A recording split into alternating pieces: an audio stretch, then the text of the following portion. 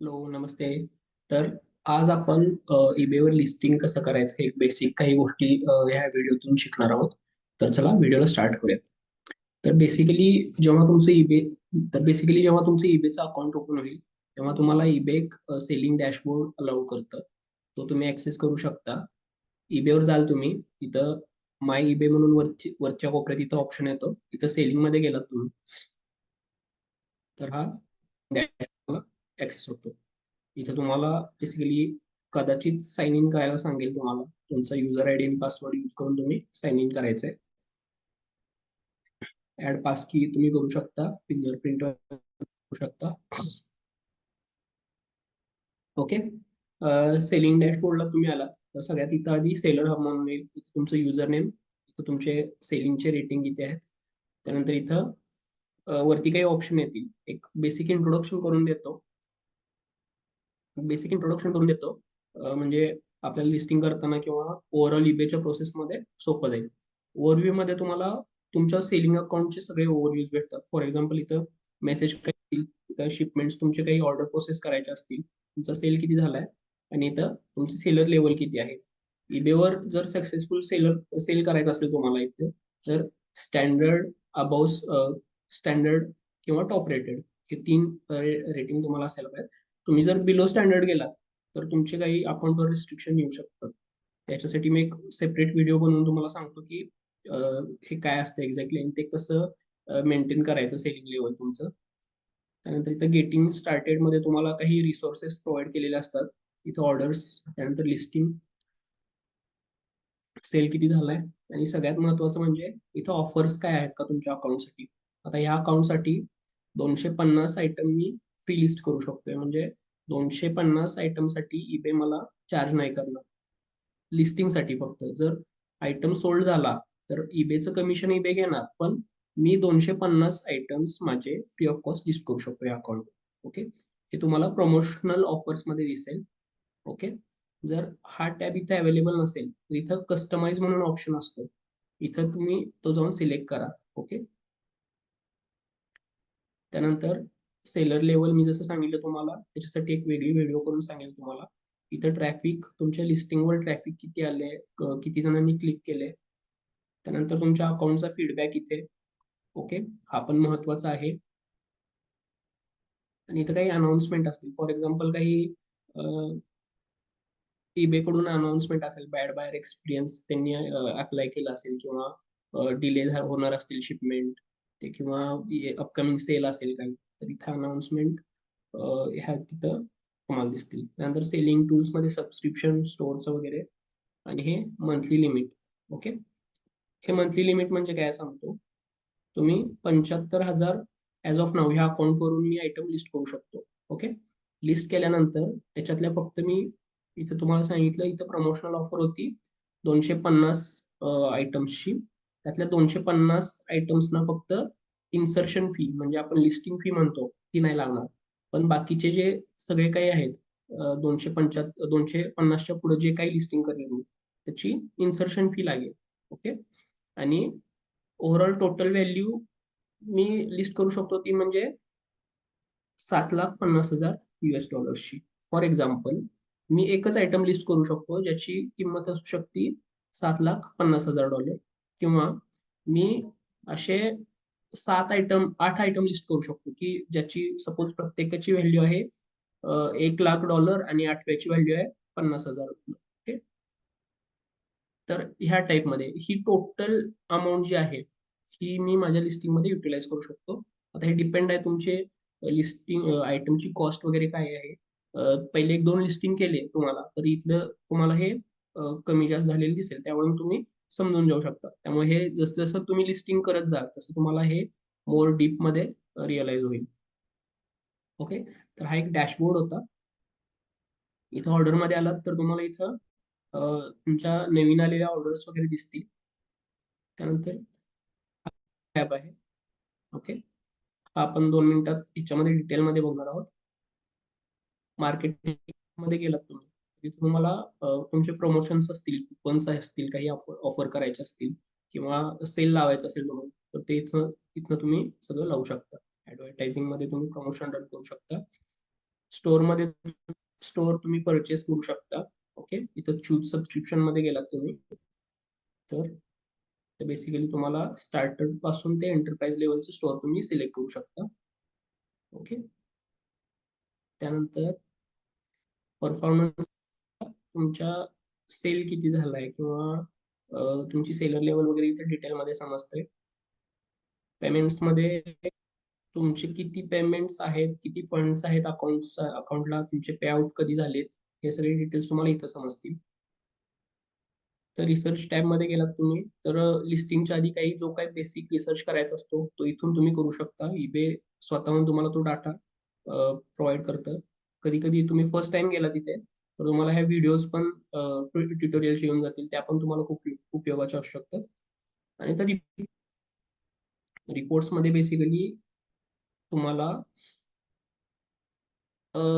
Basically तुमच्या लिस्टिंगचे price bulk upload करायचे असतील किंवा बल्क चेंज करायचे असतील किंवा तुम्हाला इथे गेट टेम्पलेट मध्ये गेल्यावर कळेल तुम्हाला एखादं ड्राफ्ट नवीन एक 100 ड्राफ्टच करून ठेवायचे, एकसारखे आयटम्स आहेत एकाच कॅटेगरीतले आहेत, तर ह्या गोष्टींमध्ये तुम्हाला यूज होऊ शकतो. ओके, नंतर इथे शेड्यूल करू शकता तुमचे रिपोर्ट्स. अकाउंट जे काही डाटा आहे तो तुम्ही इथून डाउनलोड करू शकता.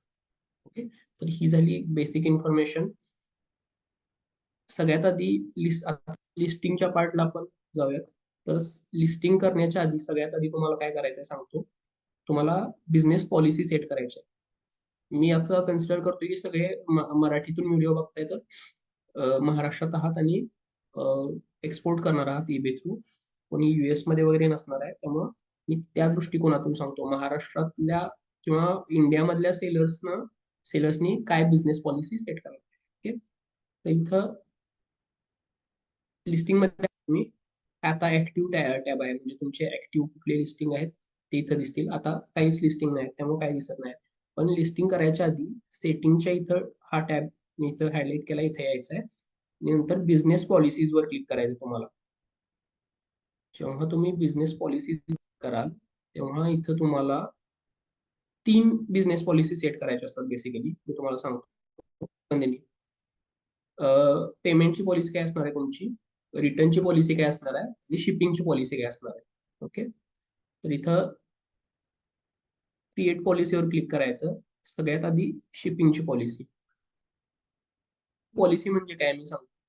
बेसिकली तुम्ही शिपिंग कसं करणार आहात, तुम्ही शिपिंग कोणत्या कंट्रीजना एक्सपोर्ट करणार आहात आणि तुमचं हँडलिंग टाइम काय असणार आहे, तुम्ही कोणतं शिपिंग कोणत्या टाईपचं शिपिंग वापरणार. फॉर एक्झाम्पल इकॉनॉमी शिपिंग वापरणार आहात, स्टँडर्ड शिपिंग असणार आहे की एक्सप्रेस शिपिंग असणार आहे, 4-5 दिवसात तुम्ही डिलिव्हरी देणार आहात युएस मध्ये. तर बेसिकली इथे एक शिपिंग पॉलिसीचं नाव सेट करायचं. जर तुम्ही इंडियातून सेल करताय आणि नवीन सेलर आहात तर मी ऑलवेज रेकमेंड करतो तुम्हाला की तुम्ही 2च कंट्री टार्गेट करा, एक युएस आणि युके. त्याचं रिझन असं आहे की जेव्हा तुम्ही शिप करता आयटम तर तो प्रॉपर बायर पर्यंत पोहोचणं गरजेचं असतं. As of now ship rocket एक सर्व्हिस तुम्हाला प्रोव्हाइड करते, सर्व्हिस प्रोव्हायडर आहे तो, आणि तो स्वतः ऑपरेट होतो युके आणि युएस मध्ये. ओके, म्हणजे ते असं नाही की स्वतः डिलिव्हर करतात, पण तिथं कस्टम क्लिअरन्स असेल किंवा बाकीचं काय असेल ते त्यांची स्वतःची सिस्टीम आहे.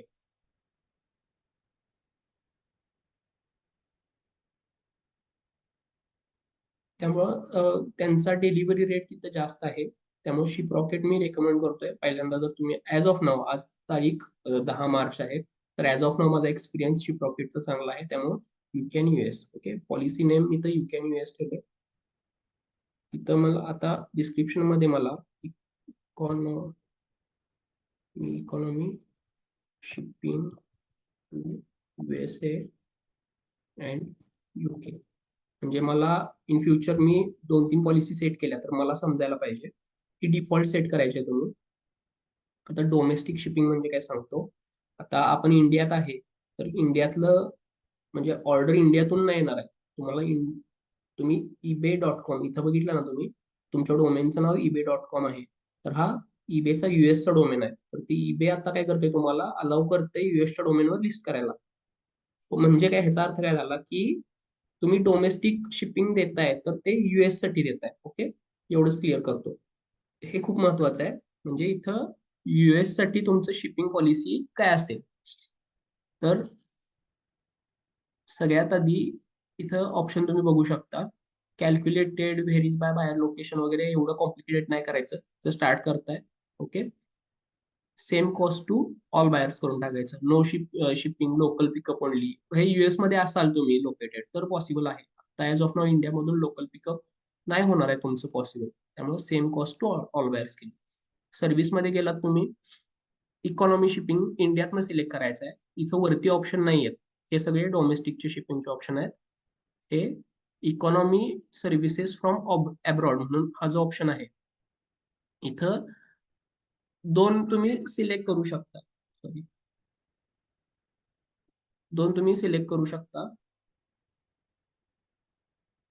Economy shipping from outside US हा एक ऑप्शन आहे, किंवा इकॉनॉमी शिपिंग फ्रॉम इंडिया. ह्या दोन्हीपैकी कोणता पण ऑप्शन तुम्ही सिलेक्ट करू शकता, डिपेंड ऑन तुम्ही शिपरॉकेटची कोणती सर्व्हिस यूज करणार आहात. शिपरॉकेटच्या US साठी 3 सर्व्हिस आहेत. माझ्या मते एक प्रीमियम, प्रीमियम प्लस आणि आय थिंक एक इकॉनॉमीची एक शिपिंगची ऑप्शन आहे तिथे. तर बेसिकली इथं हा इकॉनॉमी शिपिंग फ्रॉम इंडिया करून द्या ऑप्शन. ओके, फ्री शिपिंग ठेवायचं आहे. म्हणजे आता शिपिंग कसं एलफिट करायचं हे इन फ्युचर मी तुम्हाला सांगतोय. बाबा इथं फ्री शिपिंग ठेवलं एवढं लक्षात ठेवा. आपण हँडलिंग टाइम इथं अराउंड 3 दिवस ठेवा. कारण इथं त्यांनी ऑलरेडी मेन्शन केले की 4 दिवस वगैरे असेल तर युजली ते आता मी हे वर्कआउट कसं होते सांगतो. आता इथं तुम्ही मेन्शन केलंय 8 ते 13 बिझनेस डेज, म्हणजे ह्याच्यात रविवार आणि शनिवार येणार नाही तुमचं. जसं की तुम्ही वर्किंग डेज मध्ये मेन्शन केलं असेल ईबेच्या सेटिंग मध्ये, तर तुम्ही वर्किंग करत नाहीत रविवार आणि शनिवार. तर टोटल वीक मध्ये दिवस किती झाले? 5. तर असे 5 वर्किंग डेज मध्ये हे 13 दिवस पकडणार ईबे.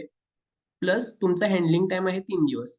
म्हणजे जवळजवळ 16 वर्किंग डेज शनिवार आणि रविवार सोडून, हे त्याच्यानंतरची बाहेरला ती डेट दाखवणार आहे. हा आयटम तुम्हाला तेव्हा भेटेल. ओके, त्यामुळं हा एक्सेसिव्ह तुम्ही सिलेक्ट केला तर तो 4 दिवस, 4 बिझनेस डेज केला तर तो 17 बिझनेस डेज मध्ये जाईल. इव्हन मध्ये काही तिथं ऑफिशियल हॉलिडेज वगैरे असतील तर ते पण इबे काउंट करतो. ओके, हे झालं तुमचं डोमेस्टिक शिपिंग. म्हणजे काय, तर इंडियातून तुम्ही US ला जे काही शिपिंग करणार आहात हे डोमेस्टिक शिपिंग झालं, US चं डोमेस्टिक शिपिंग. आता इंटरनॅशनल, ह्याचा मिनिंग काय येईल ह्याच्यामध्ये. आपण मी तुम्हाला रेकमेंड केले US आणि UK साठी तुम्हाला बेसिकली पहिल्यांदा शिपिंग करायचं आहे.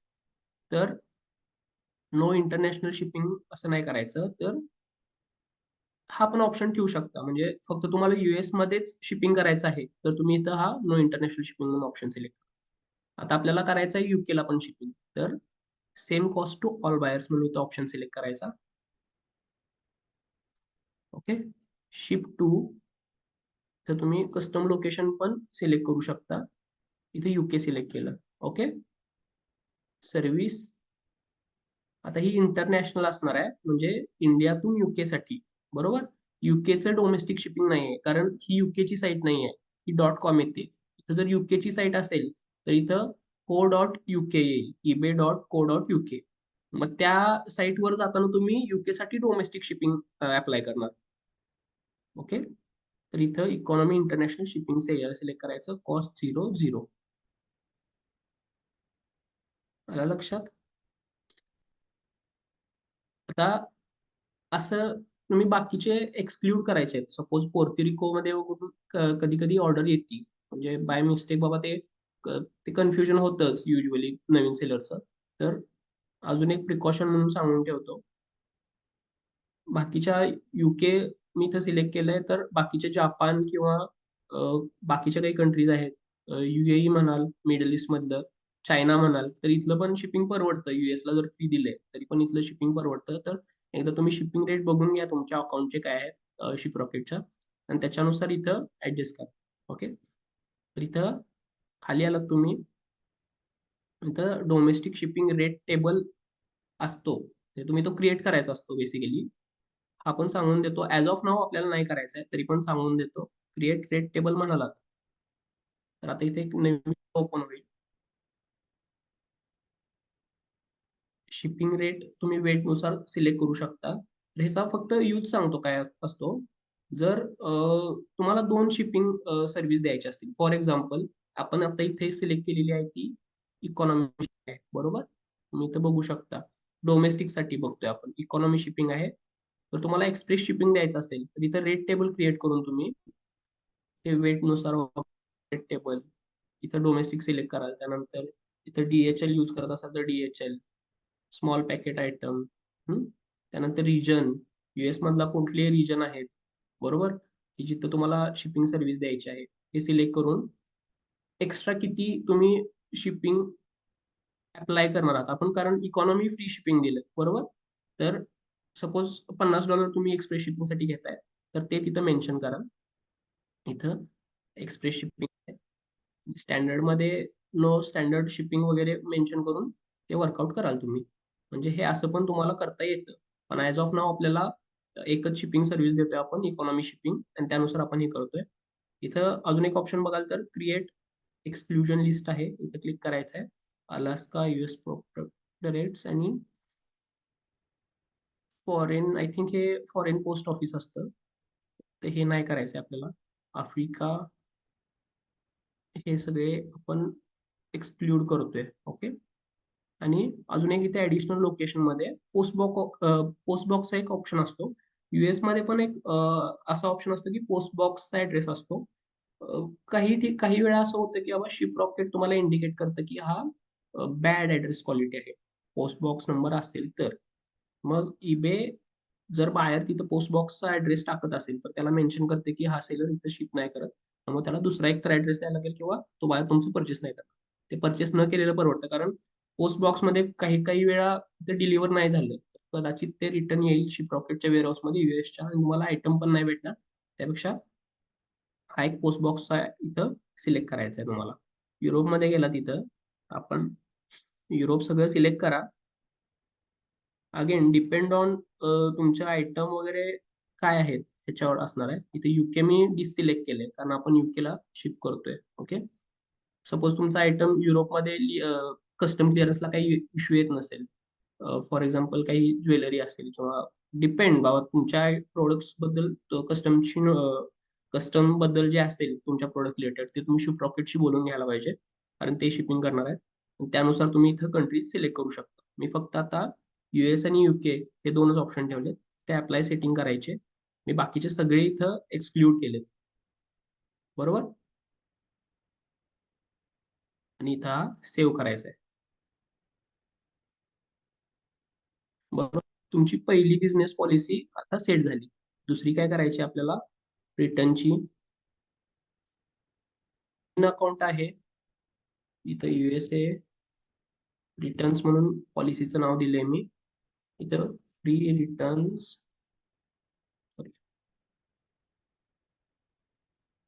आणि ऍक्सेप्ट रिटर्न्स इथं मी सिलेक्ट केलं. Allowed within 30 days. त्यानंतर रिटर्न शिपिंग पेड बाय. इथं दोन ऑप्शन असू शकतात. एक तर तुम्ही ऑप्शन देऊ शकता की बायर रिटर्न शिपिंग पे करेल, कारण बायरला तो आयटम आवडलेला नाही, किंवा मी फ्री शिपिंग, मी रिटर्नचं पण मीच पे करतो. जर नवीन अकाउंट असेल तर युजली एक 2-3 महिने तरी हा ऑप्शन ठेवायला पाहिजे आपण. Refund method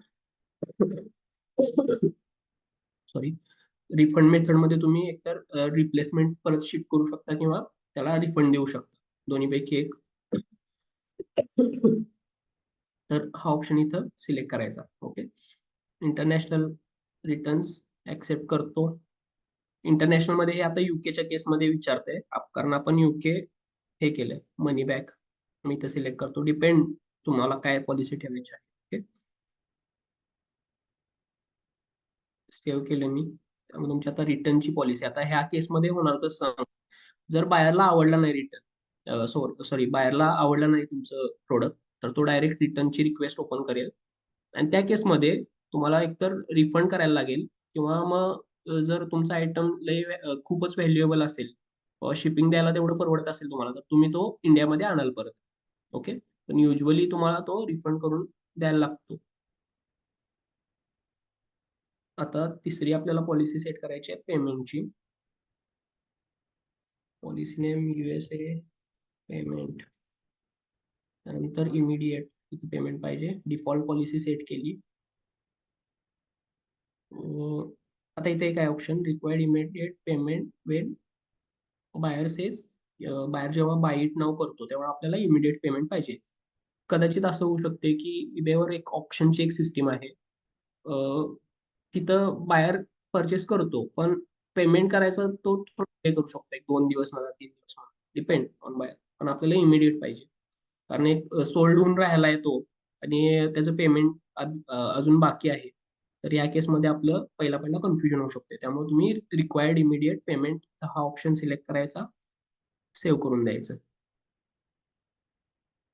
okay. आता इथं रिटर्नला फक्त आपण डिफॉल्ट पॉलिसी करायला इथं ऑप्शन असणार आहे, set as a default policy.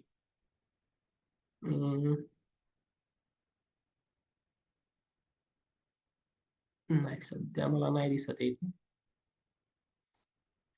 ठीक आहे. ह्या 3 पॉलिसी जेव्हा तुम्ही सेट कराल, ओके, आता तुम्ही लिस्टिंग करू शकता तुमच्या अकाउंटमध्ये. तर अगेन तुम्ही सेल वर जायचं तुमच्या, तुम्ही लिस्टिंग मध्ये यायचं. लिस्टिंग मध्ये आलात तुम्ही. आता लिस्टिंग इथं सिंगल किंवा मल्टिपल लिस्ट करू शकता, किंवा तिसरा एक ऑप्शन असतो, बल्क अपलोड पण लिस्टिंग करू शकता. त्यासाठी तुम्हाला त्याची एक सेल डाउनलोड करायला लागते. हा ऍडव्हान्स ऑप्शन आहे. ह्याच्यासाठी मी एक सेपरेट व्हिडिओ बनवतो त्यासाठी, पाहिलं तर. फक्त आता ऍज ऑफ नाऊ बेसिक तुम्ही पहिलं लिस्टिंग करताय तर ते कसं करायचं सांगतो. इथं यायचं लिस्टिंगवर, सिंगल, किंवा इथं वरती सेल ऑप्शन एक होता त्याच्यावर पण क्लिक केलं तर चालतंय तुम्ही. आता इथं तुम्हाला विचारतं ईबे तुम्ही काय सेल करताय सांगा. तर डिपेंड आता बाबा, काय असेल. सो फॉर एक्झाम्पल एक कॉपर युटेन्सिल्स किंवा कलेक्टिबल मधलं एक एक्झाम्पल, कॉपर बॉटल म्हणून मी, तर बॉटल हे माझं लिस्टिंग आहे. ओके. इथं सजेस्ट करते तुम्हाला की बाबा मोर स्पेसिफिक तुम्ही हे करू शकता का, तुमची 1 लिटरची आहे का आहे. ओके. त्यानंतर इथं जर ऑलरेडी ईबेकडे एखादं टेम्पलेट असेल, ती ईबे तुम्हाला टेम्पलेट देईल. आता ह्या केसमध्ये ईबेकडे टेम्पलेट नाही, त्यामुळे ते म्हणते की we run out of suggestions. Okay. त्यानंतर ह्याच्यावर क्लिक केलं मी. इथं ते ऑलरेडी तुम्हाला तुमच्या आयटमची कॅटेगरी काय आहे हे सजेस्ट करते. ओके. हे तुम्ही बरोबर आहे का बघायचं आहे. फॉर एक्झाम्पल तुमचं कॅम्पिंग गुड्स मधलं एखादी वॉटर बॉटल असेल, तर तुम्ही ते इथं इथं क्लिक करून इथं कॅम्पिंग, ओके, टेंट्स, फर्निचर, इथं ही कॅटेगरी सिलेक्ट करू शकता. पण नाव ही कॅटेगरी माझी बरोबर आहे. इथं ऑब्जेक्ट टाईप वगैरे हे बघायचं आहे का बरोबर. हम्म. हे इथं जेव्हा तुम्ही चेंज कराल तेव्हा इथं काहीतरी जरा खूप पॉप्युलर आयटम असेल तर इथं सजेशन येतील. तोच आयटम असेल तुमचा तर तो सिलेक्ट करा. नाहीतर आता ह्या केसमध्ये, आपल्या कॉपर बॉटलच्या केसमध्ये कायच त्यांनी सजेशन नाही दिलेत, त्यामुळे मी कंटिन्यू विदाऊट मॅच करतो. ओके. माझा हा नवीनच आयटम आहे, मी नवीनच लिस्ट करतो. इथं नवीन सिलेक्ट करतो, कंटिन्यू टू लिस्टिंग करतो मी. ओके. आता सगळ्यात आधी ते तुम्हाला फोटोज विचारते. तुम्ही तुमच्या पीसी मध्ये, लॅपटॉप मध्ये असलेले फोटो पण अपलोड करू शकता, किंवा इथं मोर सी ऑप्शन म्हणून असतात, इथे क्लिक करायचे. जर मोबाईल मध्ये फोटो काढले असतील आणि ईबेचा ऍप मोबाईल मध्ये असेल तर इथं अपलोड फोटोज फ्रॉम मोबाईल करायचं. ओके. एक नोटिफिकेशन तुमच्या मोबाईल ऍपला जातं आणि तिथनं तुम्ही मोबाईल मधल्या, मोबाईलच्या गॅलरीतले फोटो अपलोड करू शकता. ओके. किंवा इथं अजून एक ऑप्शन आहे, अपलोड फोटोज फ्रॉम वेब. की हा ऑप्शन सिलेक्ट केला ना तर हा एक ऑप्शन ओपन होतो. इथं तुमचं स्वतःची वेबसाईट असेल किंवा काय, तिथला फोटोचा यू आर एल तुम्ही इथं टाकला तर तो ऑटोमॅटिकली फेच फोटो इथं होतो तुमच्या लिस्टिंगसाठी. ओके. ऍज ऑफ नाव माझ्याकडे काही फोटो वगैरे नाहीये, किंवा मी तुम्हाला करून दाखवतो.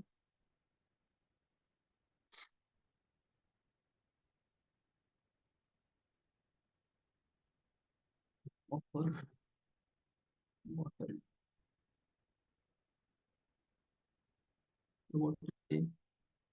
युजली इमेज वगैरे तुम्ही अपलोड करत असता.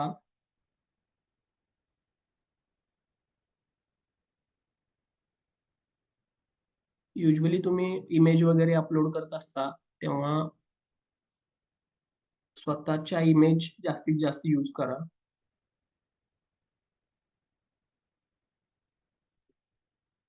कारण कॉपीराईटचं वगैरे काही क्लेम वगैरे आला तर ते नंतर अवघड होतं. ओके, जेनेरिक अशी कॉपर बॉटल मी ते हे करतो.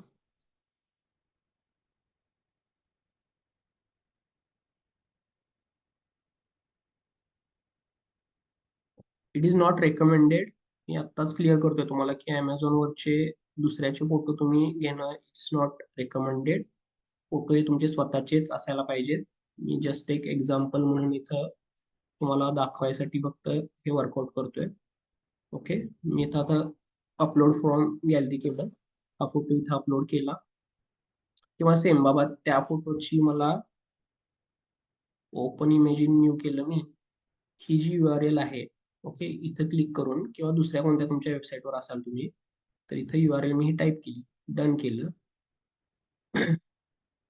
हा फोटो इथं फेच होतो. ह्या दोन वेनी तुम्ही वर्कआउट करू शकता. आता इथं मला अजून डिटेलमध्ये हे करायचं असेल तर तुम्ही थोडं SEO तुमचा अगोदर सर्च केलेलं असतं की बाबा तुमच्या आयटमची कॉस्ट काय किंवा काय, त्याच्यानुसार तुम्ही इथं कीवर्ड्स ऍड करू शकता तुमचं लिस्टिंग अजून वरती जायसाठी. फॉर एक्झाम्पल इथं काय करू शकता, आयुर्वेदा प्युअर कॉपर बॉटल ह्या टाईप मध्ये तुम्ही वर्कआउट करू शकता. हे लिटरचं स्पेलिंग चुकलंय. ओके, नंतर सबटायटल्स वगैरे इथं काही शो करायचे असेल तर इथे ऍडिशनल पैसे द्यायला लागतात तुम्हाला. आयटम कॅटेगरी आली इथं, न पण चेंज करू शकता अजून तुम्ही. ऑब्जेक्ट टाईप, आता हे आयटम स्पेसिफिक्स आहेत ना, हे आयटम वाईज असतात. ते जेवढे डिटेलमध्ये देता येईल तुम्हाला तेवढं द्यायचं असतं. ऑब्जेक्ट टाईप इथं बॉटल, बॉटल कळलं मी. इंडिया हँडमेड आहे का, यस असेल तर इथं शो मोर. किंवा इथं अजून एखादं तुम्हाला आता वेट द्यायचं असेल आयटमचं तर बाबा ठीक आहे, माझी 400 ग्रॅमची बॉटल आहे. ओके, हे मी ऍडिशनल काहीतरी करू शकतो. ते व्हेरिएशन्स असतील. त्यानंतर इथं व्हेरिएशनचा एक ऑप्शन असतो. फॉर एक्झाम्पल तुम्हाला 4 बॉटल्सचा एक सेट वगैरे करायचा असेल. Okay,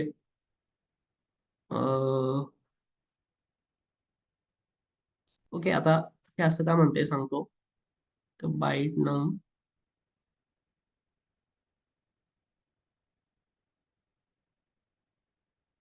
variations are unavailable for this listing will be limited to qualifying item categories. Okay, त्या आयटम कॅटेगरीसाठी नाही म्हणतं ते. मग ठीक आहे, दुसरं काही लिस्टिंग असेल तर तुम्हाला हा कदाचित ऑप्शन यूज करता येऊ शकतो. इथे तुम्ही ऍड व्हेरिएशन करायचं असतं. फॉर एक्झाम्पल मला इथे अवेलेबल असेल तर मी करू शकतो की बाबा 1 बॉटल किंवा पॅक ऑफ 4 बॉटल्स, मग त्याची वेगळी वेगळी प्राइस मी देऊ शकतो. ओके, त्यानंतर इथं बेसिकली तुम्ही बॉटल्सचं डिस्क्रिप्शन टाकू शकता, तुमच्या आयटमचं डिस्क्रिप्शन.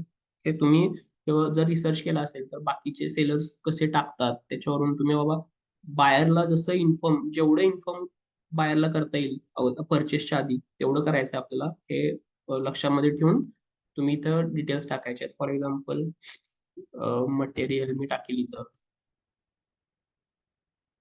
Copper bottle. त्यानंतर आयटम वेट, त्याची हाईट, त्यानंतर number of items, bottles, bottle is 1. ह्या टाइप मध्ये तुम्ही डिस्क्रिप्शन टाकायचं आहे. इथं टेम्पलेट तुम्ही क्रिएट करू शकता. सपोज तुम्हाला एक कॉमन फॉर्मॅट द्यायचा आहे प्रत्येक लिस्टिंगला. ओके, तर हे कसं करायचं सांगतो. शिपिंग म्हणून मी ह्या टेम्पलेटचं नाव देतो. ओके, तर इथं तुम्ही पॉइंट्स टाकू शकता की please note we are shipping this item from India. कारण मध्ये जो बायर आहे त्याला चे सेलर पण दिसणार आहेत आणि इंडियाचे पण दिसणार आहेत. कदाचित च्या सेलरपेक्षा तुमची प्राइस कमी असेल म्हणून तो क्लिक करेल तुमचा आणि परचेस करेल, पण त्याला रिअलाइज नाही होणार की हा आयटम इंडियातनं शिप होतोय. आणि कदाचित 4 दिवसांनी तो केस ओपन करेल किंवा तो तुम्हाला मेसेज करेल की मला नाही करायचंय. जर तुम्ही शिप केला असेल आयटम तर तो कंट्रोल नाही करू शकत तुम्ही. तर त्यासाठी अगोदरच मेन्शन करायचं आहे. नंतर customs charges are not included in above price. It's buyer's responsibility. Okay, हे असे 2-3 पॉइंट्स असतात. मी आता पूर्ण लिहित नाही बसत, तुम्हाला सांगतो फक्त. चॅट जीपीटी वगैरे यूज करून तुम्ही हे प्रॉपर फॉर्मॅटमध्ये करू शकता. एकतर इंडियामधून शिपिंग होत आहे ते सांगायचं, कस्टम ड्युटी आपण बेअर नाही करत आहे ते सांगायचं. तिसरं, इफ यू हॅव, तुम्हाला जर बाहेरला काही क्वेश्चन असतील तर त्याला तुम्ही एक हे करायचं की मेन्शन करायचं की तुम्ही ईबे मेसेज थ्रू आम्हाला कॉन्टॅक्ट करा, मी सोल्युशन देतो त्या क्वेश्चनचं, किंवा तुम्हाला काही प्रश्न असतील तर ते विचारा. एनी क्वेश्चन्स आस्क मेसेज अस व्हाया ईबे मेसेज. ओके, हा एक पॉइंट मेन्शन करायचा आहे. त्यानंतर शिपिंग टाइम किती असणार आहे इंडियातून, हा एक मेन्शन करायचा आहे पॉइंट. त्यानंतर हे असे 4-5 पॉइंट असतात, ते तुम्ही थोडंसं चॅट जीपीटी मध्ये थोडं प्रॉपर हे करून इथं सेव्ह करायचं डिस्क्रिप्शन. ओके,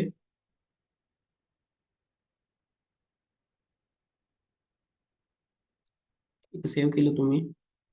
आता जेव्हा जेव्हा मी इथं इथं येऊन इन्सर्ट करेन, तेव्हा तेव्हा हे इथं प्रत्येक लिस्टिंगसाठी एक कॉमन फॉर्मॅट होऊन गेला तुमचा. हे एक तुम्हाला सगळ्यात आधी काम करून ठेवायचं आहे. ओके, आता इथं लास्ट 90 डेजचा जो डाटा आहे त्याच्यावरून ईबे तुम्हाला सजेस्ट करते की बाबा ही एवढी प्राइस असायला पाहिजे, पण असं काय कंपल्सरी नाही आहे की तुम्ही $25 पण टाकू शकता. बाबा ठीक आहे, मला $25 परवडतं माझे प्रॉफिट्स आणि बाकी सगळं कॅल्क्युलेट करून. ॲज ऑफ नाव माझ्याकडे स्टॉक कितीचा आहे, 3 बॉटल्स आहेत माझ्याकडे. इथं आता ईबेवर एक युनिक फॅक्टर असतो अलाव ऑफर्समध्ये. ओके, तर अलाव ऑफर्समध्ये बाहेर तुम्हाला ऑफर टाकू शकतो. एकतर हे मी ठेवायचं की नाही हे माझ्यावर असतं. मी सपोज अलाव ऑफर्स केले, सपोज बाहेरला 2 बॉटल्स घ्यायचे आणि तो म्हणतो मला $20 एक बॉटल दे, तर ती गोष्ट तुम्हाला परवडू शकते, कारण शिपिंग मध्ये तुम्हाला तुमचे तेवढे पैसे वाचतायत, तर तुम्ही बाहेरला ॲज अ डिस्काउंट म्हणून हँड ओव्हर करू शकता. तर इथं तुम्ही हे पण करू शकता की बाबा मी $20 आतली एक पण एक्सेप्ट नाही करू शकत. ओके, मिनिमम ऑफर मला 20ची पाहिजे, आणि जर 22ची असेल तर ॲटो ॲक्सेप्ट होऊन जाऊ दे. 22ला पण माझा आयटम गेला, माझा सोल्ड झाला तर चालतो मला. तर ह्या टाईपमध्ये तुमचं काही वर्कआउट होत असेल तर करा, नसेल तर नका करू. व्हॉल्यूम प्राइसिंग मध्ये तुम्ही हा एक मार्केटिंगचा भाग. ओके,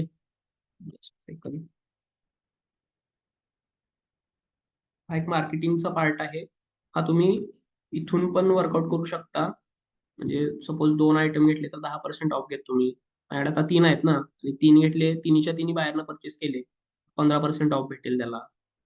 किंवा तुम्ही इकडनं, मी मगाशी मार्केटिंग सांगितलं तुम्हाला, तर मार्केटिंग मध्ये जाऊ शकता तुम्ही,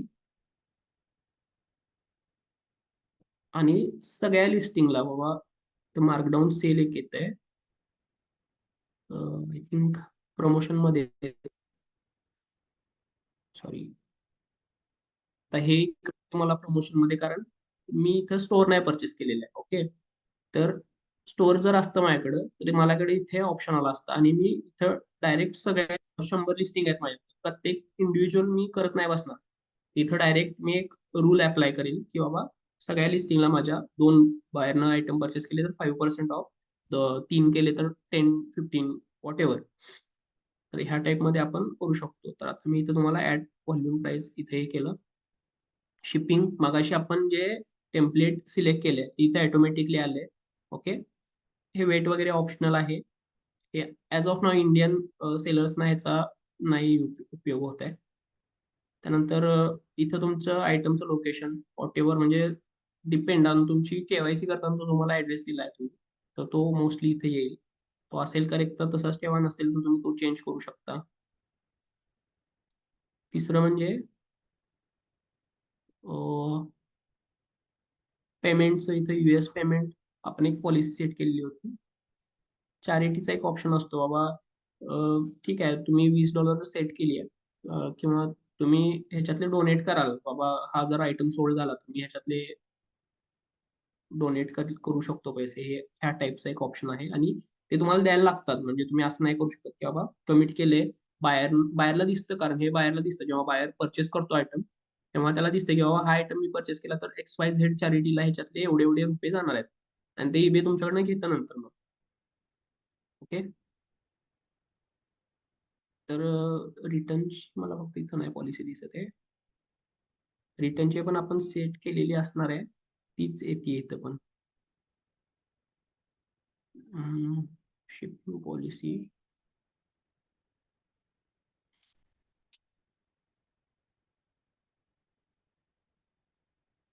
okay. Close. Close.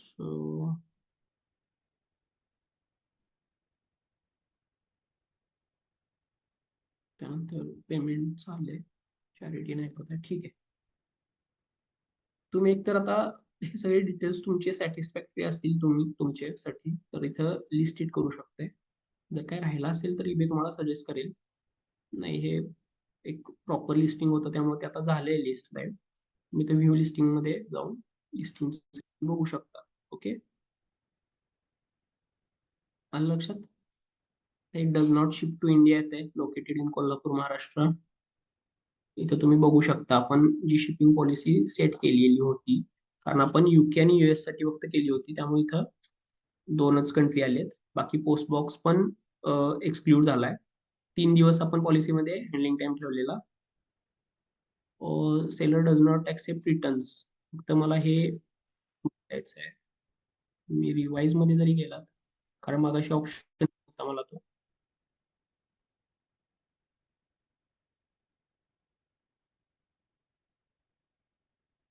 Pricing, volume, shipping.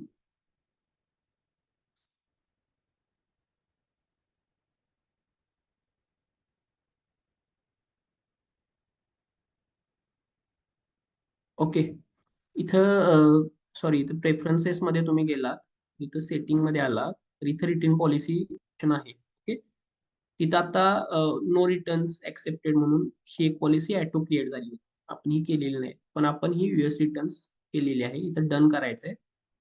Depend बाबा, तुम्हाला रिटर्न्स ऍक्सेप्ट नाही करायचे तर नका करू, कारण डिपेंड ऑन तुमच्या आयटमवर किंवा किती व्हॅल्युएबल आहे त्याचं रिटर्न खरंच तुम्हाला परवडू शकतं का, किंवा रिटर्न घेऊन तुम्ही त्याचं करणार काय आहात. फॉर एक्झाम्पल असा काही आयटम असेल जो बाहेरने एकदा फोडला तर त्याचा काही युजच नाहीये, खायचा काय तर असू शकतं, तर ते रिटर्न घेऊन करणार काय ना. ह्या केसमध्ये तुम्ही ठेवू शकता, पण युजली जर बाहेरला आवडलं नाही ना, तर तो तसं पण रिटर्न काय पण करू करू शकतो. फॉर एक्झाम्पल बाहेरनं ठरवलंच की बाबा हा आयटम नाहीच आहे, मग मी मागवलेला, किंवा तो 1000 का न देऊ शकतो. त्यापेक्षा तुम्ही असं कन्सिडर करायला पाहिजे बिझनेस करताना एबीवर की बाबा मी 10 किंवा 20 आयटम सोल्ड केलेत, तर त्यातला एखाद दुसरा रिटर्न येऊ शकतो. आणि त्या कन्सिडरेशन नुसारच तुम्ही तुमची प्राइस सेट करायला पाहिजे, बाकीच्या पॉलिसी सेट करायला पाहिजे. आणि जर रिटर्न्स अवेलेबल असतील दिसलं बाहेरला, तर तो जरासं मोर फ्री होऊन तुमचा आयटम परचेस करू शकतो लवकर. त्यामुळे ही पॉलिसी आपण इथे रिवाइज करतोय. ओके. आता आयटम व्ह्यू वर गेलो ना आपण, तर आता बघूया काय दिसतं आपल्याला. ओके. मनी बॅक रिप्लेसमेंट आपण जी सेट केलेली, तर ह्या वेनं तुम्ही लिस्टिंग करू शकता. हा एक बेसिक वे आहे. हा सोडून मी मगाशी सांगितलं तुम्हाला,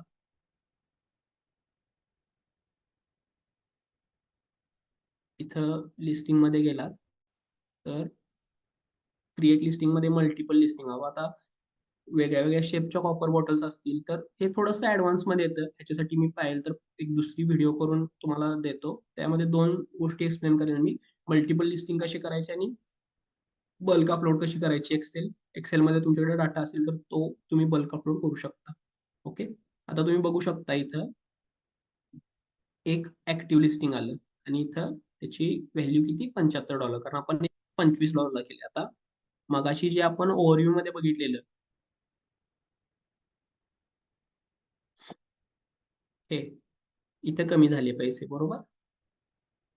आणि इथं 3 आयटम कमी झाले कारण आपण क्वांटिटी 3 ठेवली इन्व्हेंटरीची आणि इथं $75 कमी झाले.